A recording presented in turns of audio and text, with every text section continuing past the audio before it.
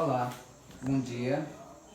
Estamos de retorno e nesta nossa aula nós vamos tratar desses fenômenos químicos, portanto, da fotossíntese e da quimiossíntese, que é um ponto fundamental, podemos dizer assim, na síntese da energia, correto?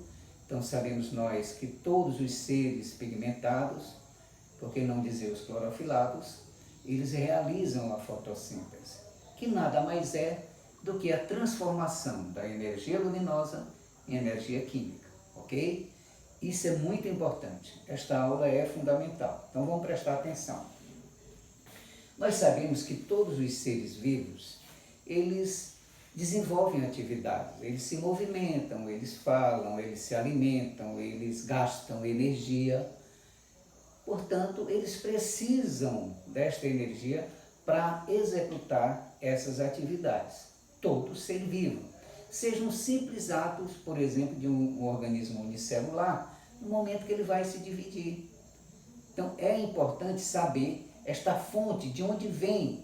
Por isso existe aquela classificação dos seres autotróficos, heterotróficos, que nada mais são do que aqueles que produzem e os que não produzem, ok?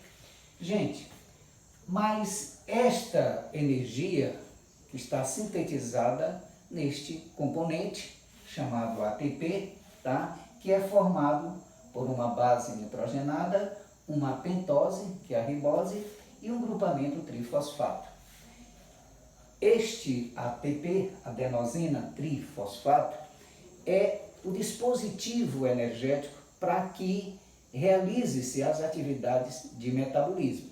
Sabemos nós que a sua síntese a nível do processo de fotossíntese ou quimiossíntese é fundamental para aqueles seres que assim buscam esta energia para desenvolver as suas atividades, ok? Sabemos que existe N reações, nós poderíamos citar aqui as reações endergônicas e as exergônicas, que se caracterizam uma por incorporar esta energia para desenvolver uma atividade de metabolismo, e outra, que seriam as exergônicas, seriam a liberação desta energia também com o propósito de exercer essa atividade de metabolismo. Gente, nós temos fotossistemas, sabemos nós que esse termo fotossíntese seria a síntese desta energia determinada por este elemento, por um fóton,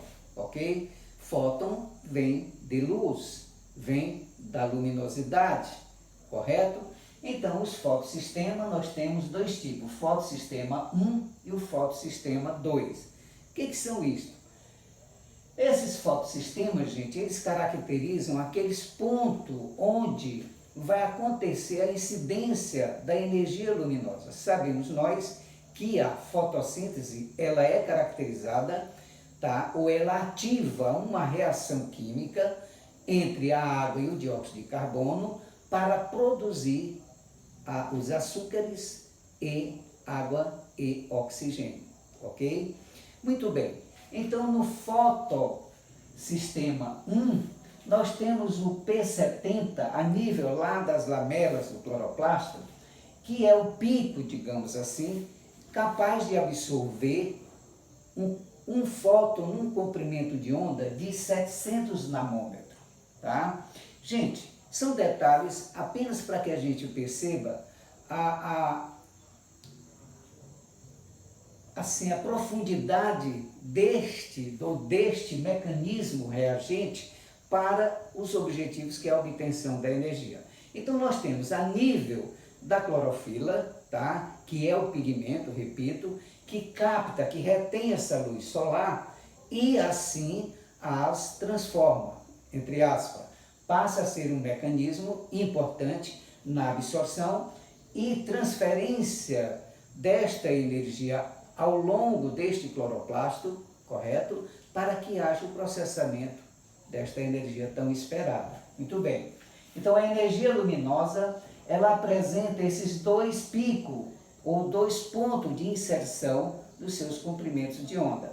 a nível de 700 nanômetros e de 600 nanômetros. Esses dois fotossistemas, ou essas duas naturezas de absorção, de retenção, elas acontecem simultaneamente durante um processo fotossintético, tá? Nós vamos ver lá na fosforilação ou fosforilização acíclica, que ela é continuada, ela passa pelo sistema 1 e pelo sistema 2, correto?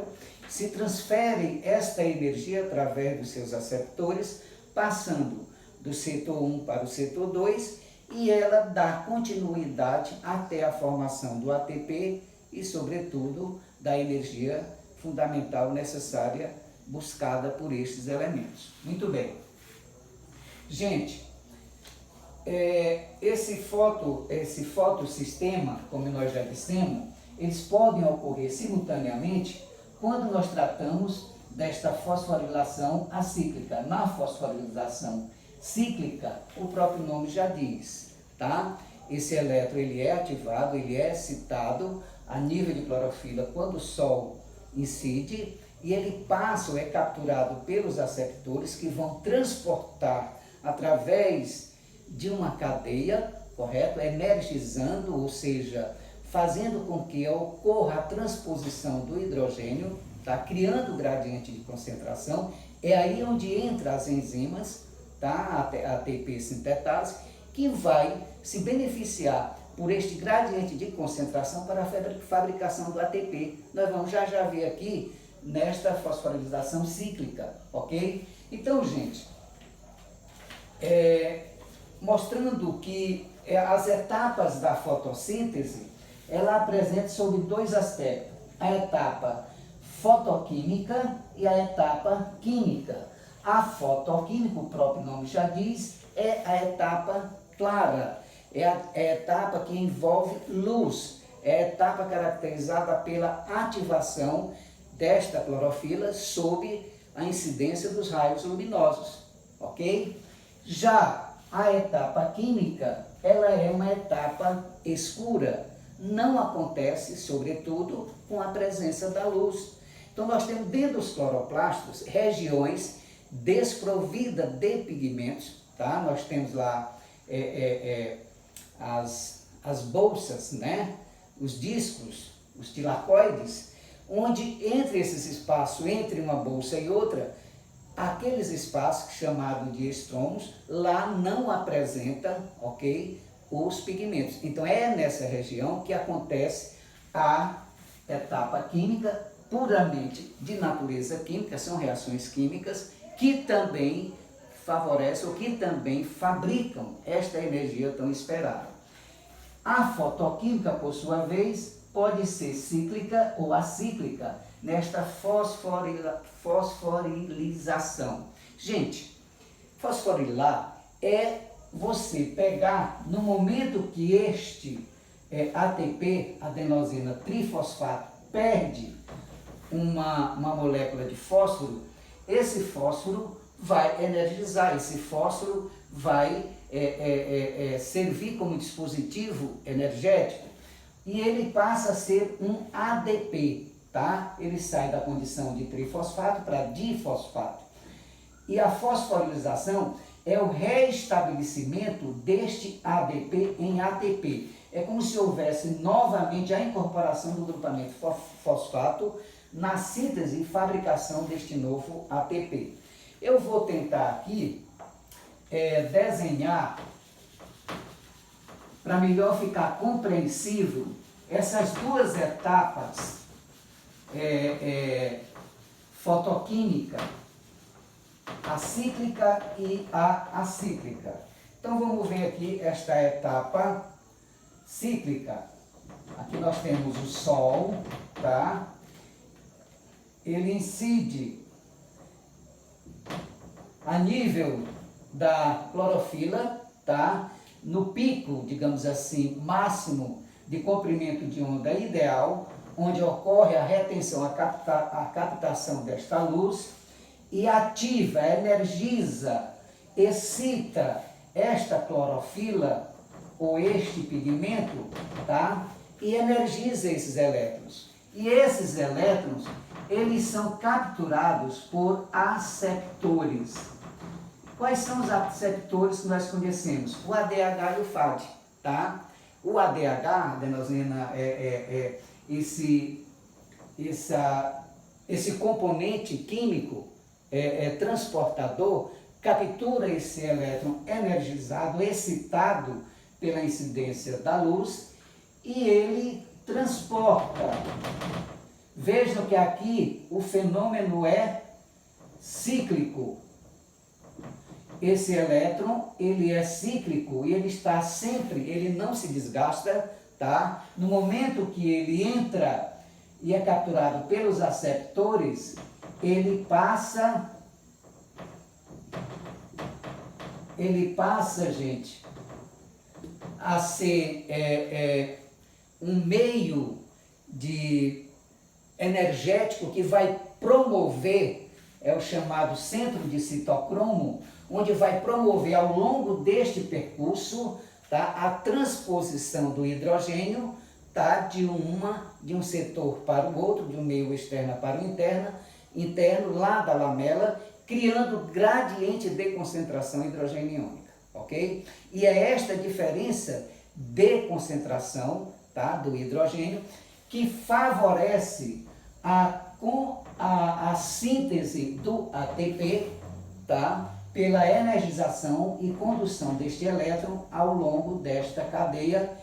Portanto, este elétron ele é reincorporado, tá, ao pigmento clorofila, especialmente constituindo aqui este pico, tá, de 700, ou seja, de 700 nanômetros, significa dizer que os comprimentos de ondas nesta dimensão de 700 nanômetros são absorvidos e são capazes de energizar, de tornar excitável este elétron, e ele é capturado, repito, e conduzido, e nesta sua condução, ele libera energia capaz de sintetizar a adenosina trifosfato, que é o ATP.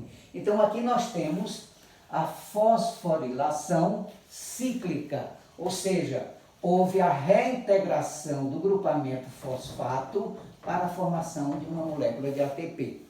A nível das mitocôndrias, isso aqui nós estamos falando lá dos cloroplastos dos vegetais, mas a nível das mitocôndrias, nós vimos lá nas nossas aulas anteriores que um mol de glicose ele é capaz de produzir 38 moléculas de ATP. Ok? Gente, a acíclica, o próprio nome já diz, não é cíclica. Ela passa, como nós dissemos agora há pouco, ela incorpora, ela ocorre simultaneamente, tanto o fotossistema 1, que é a nível do P700, e o fotossistema 2, que é o P680. É como se fosse duas pontes ou dois pontos de absorção de energia.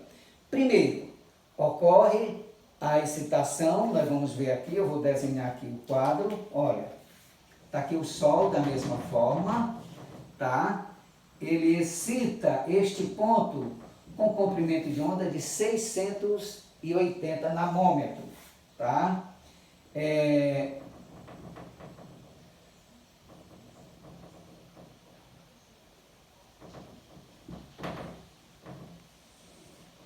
Que também são capturadas pelos aceptores, da mesma forma, excitando e tornando energético esses elétrons, correto? Para formar a molécula de ATP, sigam aquele mesmo raciocínio cíclico, tá?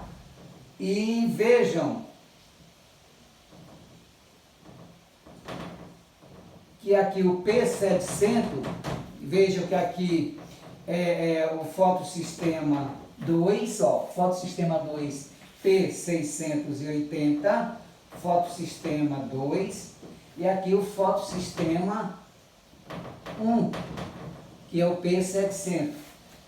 Aqui nós vamos como se fosse começar a etapa cíclica, mas vejam que nesta fosforilização acíclica, acontece os dois mecanismos, ou as duas sínteses provocadas por estes pontos, ou estes picos a nível das clorofilas, tá?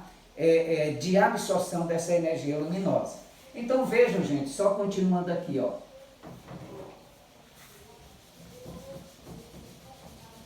É rapidinho, só para que vocês tenham uma ideia. Da mesma forma, ó, os aceptores e estes elétrons são capturados também pelo NAD, NAPH, H+, tá? NAD, pH2, para o fotossistema 1. Então, gente, vejam que aqui, pela própria reta, ficou evidente que deixa de ser um sistema cíclico. Aqui ele é acíclico, ele é uma continuidade. O princípio básico é a fotólise da água.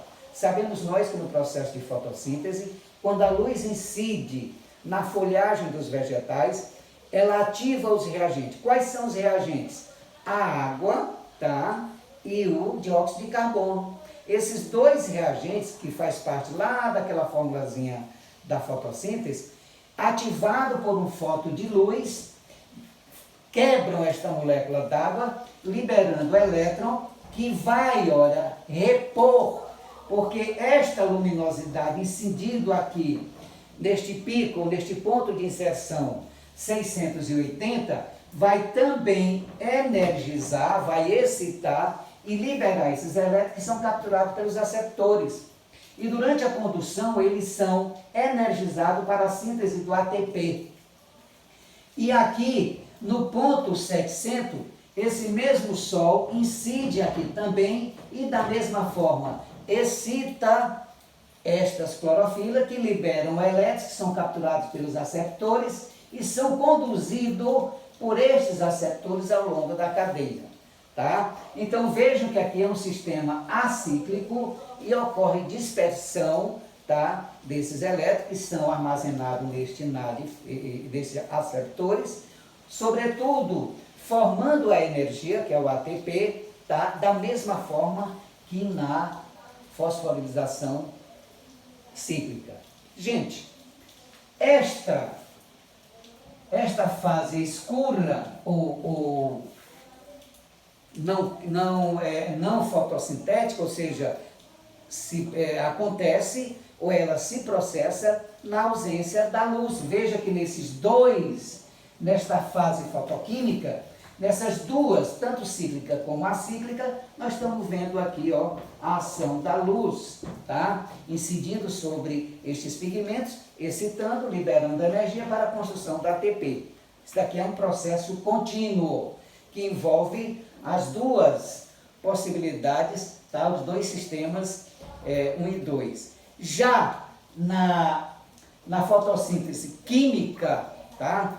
Ela se processa, gente, na ausência de luz. Como eu disse, dentro do cloroplastos, lá nos citocromos não, lá nos estroma, que é uma região despigmentada do cloroplasto, mas apresenta enzimas especiais que também desenvolvem, tá? Captura este CO2, reagem com a água e quimicamente também produzem esta energia, só que na ausência do fóton, na ausência da luz. Portanto, elas são caracterizadas como reações escuras, tá? Ou seja, reações químicas na ausência de luz. Ok, gente? Um abraço, muito obrigado, fiquem com Deus, não saiam de casa.